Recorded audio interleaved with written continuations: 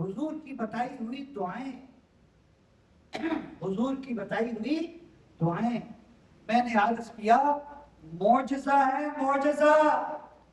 ان دعاؤں کو یاد کریں، اور جب تک موقع موقع کی دعا یاد۔ اب مسجد میں کتنے لوگ آئے؟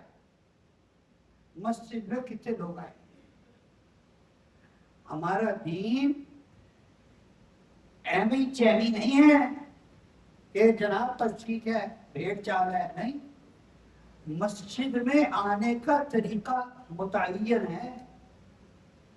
یہ آپ دروازہ انٹر ہوتے ہیں جہاں جوتیاں اتارتے ہیں، اس کے آگے بلیک پتھر شروع ہوتا ہے، یہاں سے مسجد شروع ہوتی ہے۔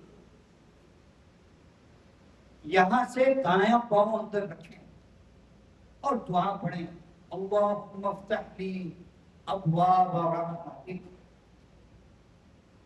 یہ حضور کی بتائی ہوئی دعا ہے۔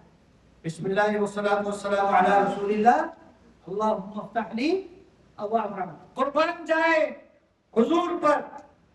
ابواب باب کی جمع ہے۔ ایک دروازے کو کیا کہتے ہیں عربی میں؟ باب۔ با الف باب با، باب ایک دروازہ، اور بہت سارے دروازے ہوں تو کیا کہتے ہیں؟ ابواب۔ حضور نے فرمایا اے اللہ میرے لیے اپنی رحمت کے دروازے کھول دے۔ اب مطلب اللہ سے مانگنا ہے، اللہ کی شان کے مطابق مانگیں۔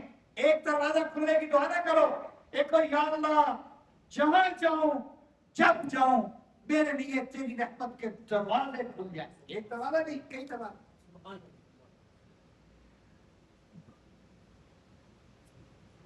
یہاں رحمت کی ضرورت ہے، یہاں کس کی ضرورت ہے؟ اللہ گھر میں آئے ہیں، اللہ کی رحمت کی ضرورت ہے۔